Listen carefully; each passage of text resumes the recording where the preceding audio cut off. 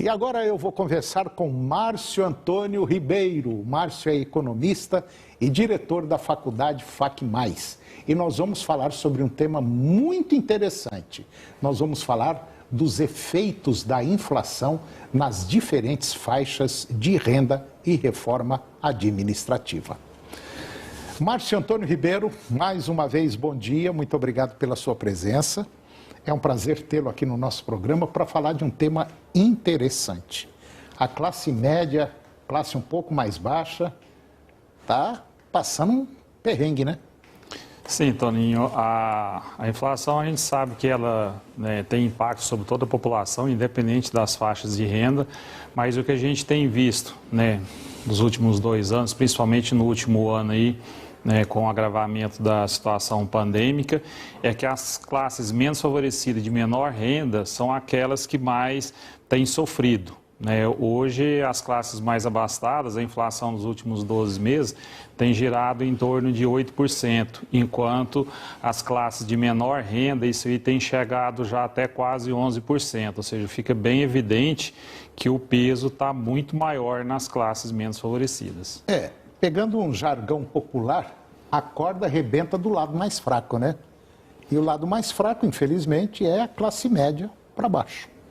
Sim, Tony. E por que isso tem ocorrido? Porque 2 itens que é o que tem tido maior peso na inflação, e se a gente for olhar aí, tem passado de 1,4, 1,39, enquanto outros itens aí estão na faixa de 0,3, 0,8, é transporte e alimentação. E transporte e alimentação para as classes menos favorecidas tem um peso muito grande, O custo, a alimentação no orçamento do pessoal de baixa renda tem um peso muito maior do que no orçamento das classes mais abastadas. Ô Márcio, tem um ponto interessante e que eu venho observando isso já há muito tempo. Nós temos, há 2 anos, nós temos um governo diferente do que era passado. Enfim, todo mundo bota a culpa no governo atual. Sempre foi assim. E o que dá para perceber é que o brasileiro, de maneira geral, parece que, como já foi dito, tem a memória curta, Esquece o que passou lá para trás. Parece que o que passou nesses últimos 2 anos para trás, não aconteceu nada, estava tudo ótimo, perfeito. E de 2 anos para cá, a coisa parece que deslanchou ladeira abaixo. Eu não quero dizer com isso que eu sou a favor do governo X, Y ou Z. Não é isso. Mas o que eu estou querendo dizer é que nós temos a mania de culpar o que é hoje, sem ver o que tem lá atrás.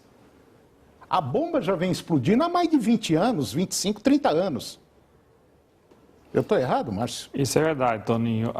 Isso aí até vem em outro tema que a gente está falando, que é a necessidade da reforma fiscal, Inclusive também uma reforma administrativa. A forma como o governo gasta, e isso aí não está vinculado a governo A ou B, mas é toda uma regra de legislação que foi colocada no país, ela prejudica. O Brasil hoje, se a gente for olhar em relação a outros países da OCDE e países como os Estados Unidos, o que nós gastamos com folha de pessoal no governo é muito alto em relação ao nosso PIB. Isso mostra uma ineficiência que precisa ser corrigida. É como você falou, o que a gente vê hoje é resultado de atos mal pensados, que foram equivocados, que ocorreram no passado. Não é possível você... Sem falar, num português vulgar, a roubalheira que já aconteceu nesse país. Isso, justo. E isso vem recaindo sobre o atual cenário. Como é essa inflação que a gente tem visto nos últimos meses e tem se agravado agora no segundo semestre, ela é resultado lá do início da pandemia, principalmente. O que aconteceu? Foi o famoso fique em casa, ou seja, várias empresas pararam, algumas quebraram, ficaram aí meses tendo que arcar com seus custos sem ter receita e agora, a boa parte delas endividadas junto ao banco, parcelamento tributário junto ao governo, elas precisam recompor valores para poder cobrir esse buraco, porque o banco quer receber e o governo precisa receber também esses impostos lá atrás. Então, ou seja, os efeitos na economia de qualquer ato, esse que é o grande problema, eles são em longo prazo. Às vezes as pessoas ignoram isso. Uma decisão que você toma para resolver um problema de forma imediatista, sem ser bem pensado, causa problemas muito maiores no longo prazo. O que a gente observa também é o seguinte, muita gente fala assim, se eu fosse presidente, eu ia fazer isso, ia nada. Não faz nada. O problema é que o presidente, se ele não tiver de bem com todos os partidos, ele não consegue governar de jeito nenhum. Não consegue, né, Márcio? Não tem como governar. Porque todo mundo, os 30 e tantos partidos que tem aqui no Brasil, que, se a gente tivesse 2, 3, já estava bom demais. Nós temos mais de 30, acho que 35 ou 36. Para que um país como esse ter essa quantidade de partido? E cada um puxando para o seu lado e um amarrado no outro.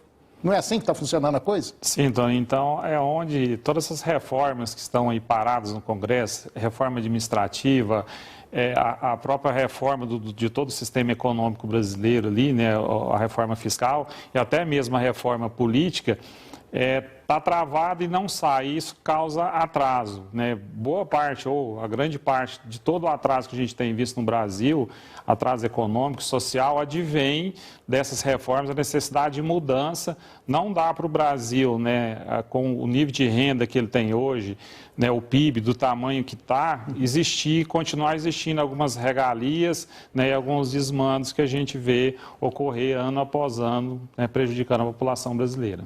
Você que está nos acompanhando, é muito simples. Faz um levantamento, veja quanto ganha um deputado federal, quanto ganha um senador, o que tem por trás disso tudo. Quer dizer, não é só o salário dele, é o que tem as coisas por trás também. Então, o país não consegue sair disso aqui. E vai continuar por muito tempo. Nós não temos alguém que chega com uma varinha e bate, puf, coisa maravilhosa. Não é desse jeito. A coisa é muito mais complicada do que nós estamos vendo. Eu digo sempre, sem medo de errar, eu acho que no Brasil está faltando brasileiro. Sim, Toninho. Existe um estudo da CNI que aponta muito bem essa situação, né? Apesar de existir uma limitação para salários, é comum, né, vir surgindo ali, principalmente nos altos escalões do governo, chamados penduricalhos. São verbas disso, auxílio, aquilo outro, e quando vê, não é, né, de totalmente estranho você vê, né, vencimentos, não salário, mas vencimentos que chegam a R$200 mil. Então, né, principalmente aí nas esferas da justiça.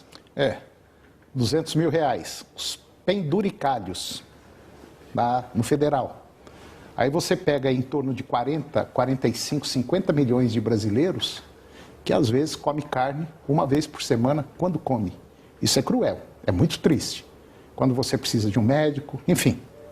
É uma situação delicada que precisa tomar um rumo muito rápido para a gente não cair no precipício. E não está muito longe dele, não. E não é esse governo, não. É a conjuntura total que já vem há muito tempo.